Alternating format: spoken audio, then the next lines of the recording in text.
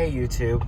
So from the title, you probably are wondering where on earth this 24 to 2,500 mile road trip occurred. So long story short, I actually drove back to Vegas in the Tucson, and I wanted to go ahead and share how it did. I wasn't really able to capture a lot of footage, considering the fact that I was driving at odd hours, and on top of that, I actually went through a tornado. So yeah, that was quite the experience. Never again. Like, I will not live in the Midwest for that reason, because tornadoes are mighty scary. But let me go ahead and tell you how the Tucson behaved. Overall, it actually did really well. I had this car weighed down with about 700 to 800 pounds worth of stuff to bring back, because I am moving back here. And this thing actually did phenomenal. The tires, I did develop some uneven wear over the course of the trip. I may have hit something in the road, but I did throw off the alignment a little bit. So I did have an alignment done here. They actually didn't center it properly and the steering angle sensor was off. So I had to go back and get it done again. But otherwise, I mean, this car actually did a phenomenal job. I went from North Carolina to Indiana to see my uncle. Did well on that trip. And then the long stretch was Indiana to Denver. And let me tell you, that was a stretch and a half. 1,200 miles by yourself. That's a hard drive to do all in one day. But at the same time, you know, people have done it for years on end. So I was like, well, why not? Well, that 18-hour drive was definitely rough.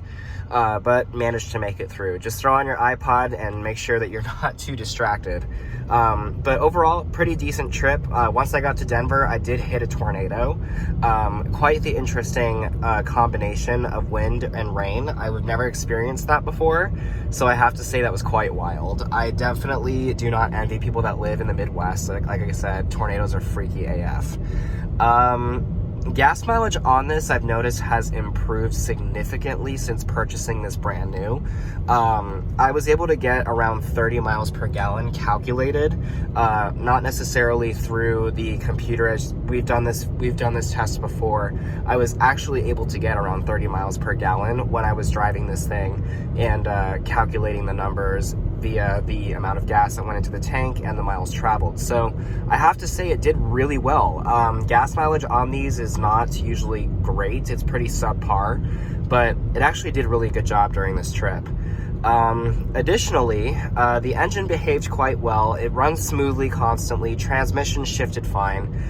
Air conditioner still works like a boss. And it was just an overall smooth and elegant ride. One thing I did notice is that these seats do not fatigue. So literally, they are very structurally sound and they support your body really well. I mean, I didn't have any pain getting out of the car. Granted, my legs did cramp up a little bit just because I was sitting for so long. But the seats in this, I have to say, are pretty boss. Literally, that whole trip to Denver, I was not uncomfortable whatsoever. The only time I was uncomfortable was when I had to hide under a bridge. And then after Denver, I mean, it was actually a shorter drive. I went to Grand Junction to actually meet my friend who purchased a vehicle from his uncle, and we just happened to cross paths. So then we ended up driving to Vegas together. And then, of course, someone had to die in the road, so the trip ended up being, instead of a 12-hour drive, it was another 18-hour day just because we got delayed and they had to close the freeway. But it was actually, you know, like I said, super comfortable ride. I was really excited to do this trip again, and I did it by myself. And then here's the kicker.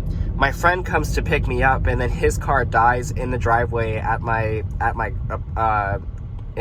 house. And so literally I had to take him to Arizona so that way he could get a vehicle like with his parents and whatever. And so I actually did another 500 miles after that. So actually drove around 2,900 miles, and this car handled every mile like an absolute champ. I mean, it did great. I was just amazed by it.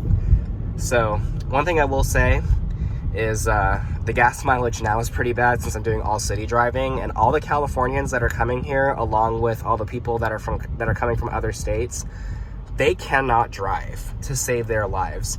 So this is one thing I don't miss. Like, I miss traffic because I was in the South and like there was never any traffic. I was over it like after a day because people out here just cannot seem to get it together. So what's the scoop? Well, as of right now, I need to get some videos done on the 2 Chargers and the Expedition. We haven't seen those vehicles in a while.